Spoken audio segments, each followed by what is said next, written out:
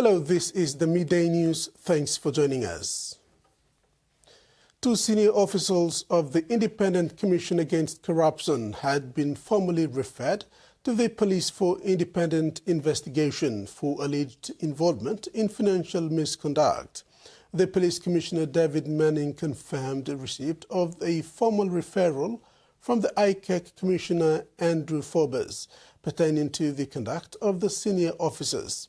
In a statement, ICAC Commissioner Forbes said ICAC will not name the individuals involved at this stage in order to uphold due process and avoid prejudicing ongoing issues. St. John Ambulance now has a permanent presence in Lae, Morobe Province, following the opening of the new ambulance station on Friday, May 30th. Since its establishment in Lae in 2022, St. John Ambulance has served over 20,000 people in Morobe Province, operating out of a makeshift office within the Lae Fire Station premises along Milford Road, although thought it is supported annually by the Lae City Authority. The emergency ambulance service also extends a helping hand to the nearby districts of Huon Gulf, Nawab and Bulolo. St. John's Assistant Commissioner, Executive Director, Clinical Systems and Enterprise, Dr. Arabella Koliwan, applauded this as a significant step forward in delivering emergency service within the province. Turning abroad, hundreds of people have gathered in central Sydney in solidarity with the family of young Aboriginal men from the Central Australia community of Yuendamu. The 24-year-old died after being restrained by police in Alice Springs early this week. Well, this rally may seem a long way from Alice Springs, where on Tuesday an Indigenous man died after being restrained by police officers inside a local supermarket. But many here at the rally say this is an issue that's close to home. They say it's yet another Indigenous death while in police custody, and they want answers and action. 24-year-old Kumanjai White was a young Indigenous man with a disability. Police say he was seen putting shopping items down the front of his clothing when he was confronted and restrained by police.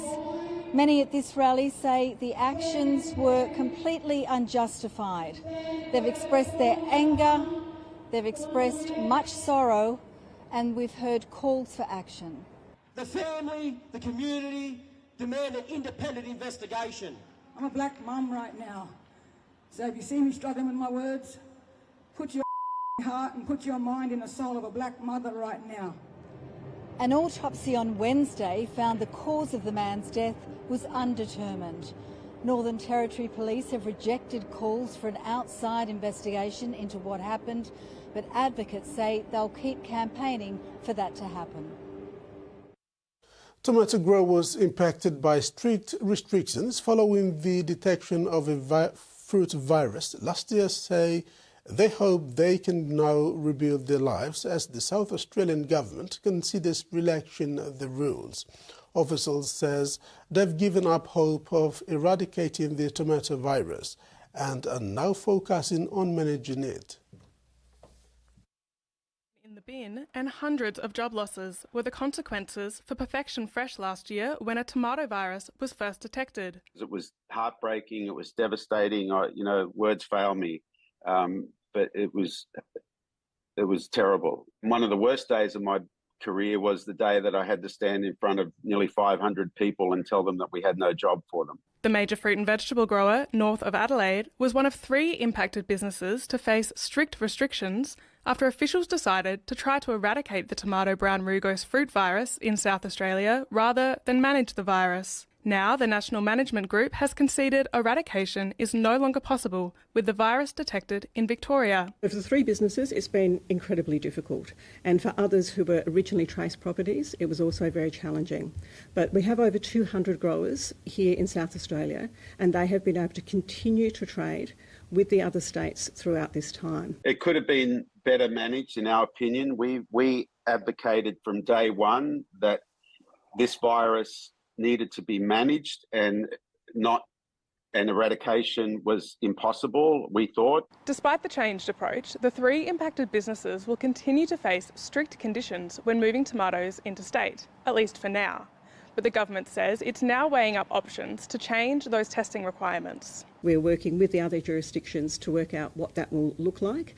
Some jurisdictions may still have testing requirements, and that's what's being worked through as we speak. Hope for impacted growers after a tough few months.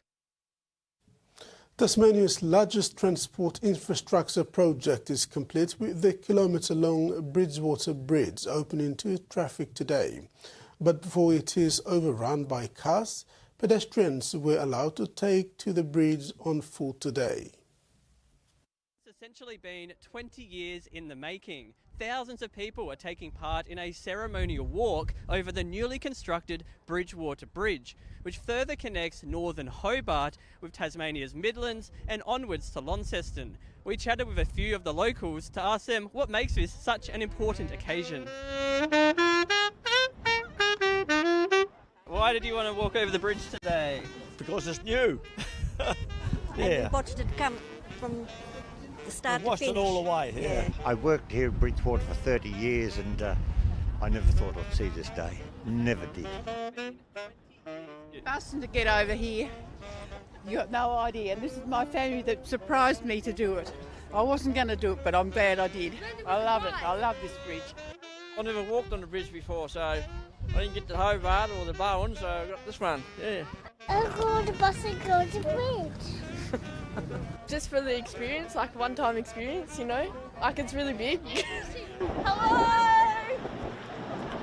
I've been here long enough to see this start from the beginning, and it's nice to be able to go over it. Oh, but just because, you know, we've been waiting for so long, and here we are, we're doing it.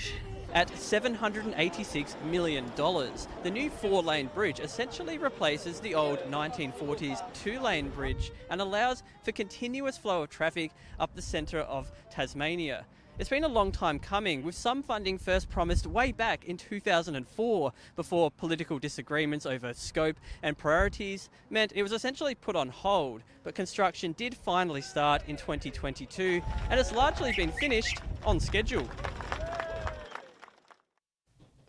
Back home in sports, the PNG Hunters held off a determined and fast-finishing Northern Pride side on Sunday in a narrow 22-16 victory in round 11 of the QRL Host Plus Cup at the Santos National Football Stadium. Hunters crossed 4 times with Elijah Roltinger, picking up a double in the 15th and 75th minute, while Alex Mex and Sunny Wabo also contributed tries.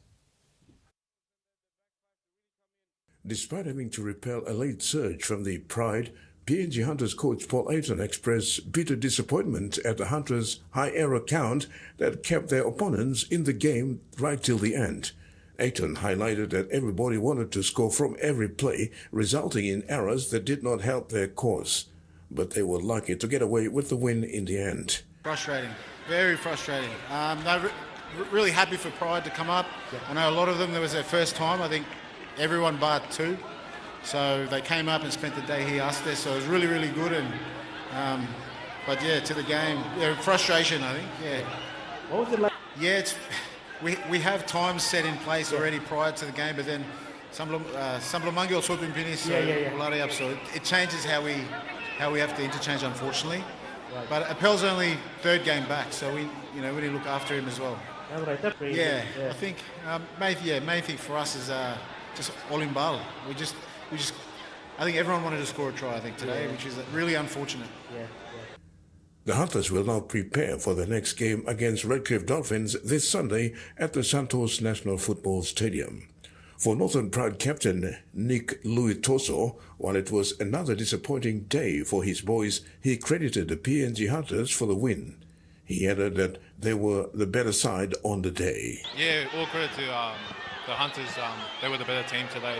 We came prepared to be a physical game, but I guess it was just a tough battle out there, especially at home. They're another team. They performed really well, and just credit to them. They were the better team today. Yeah, well, it's something that we've been working on. Just the last few minutes, we haven't been able to finalise the game and finish it off. And yeah, all credit to the Hunters. They held us out at the last minute, and something for us to keep working on. Terry Longwood, TVWAN Sports. The National Capital District Football Association president and a senior sports administrator with PNG football teams, Voni Capinato, has challenged the women's national team to end their selection in the national team ahead of their game against Fiji today at the PNG Football Stadium. Capinato was frustrated a PNG team couldn't get the win on home turf last Friday.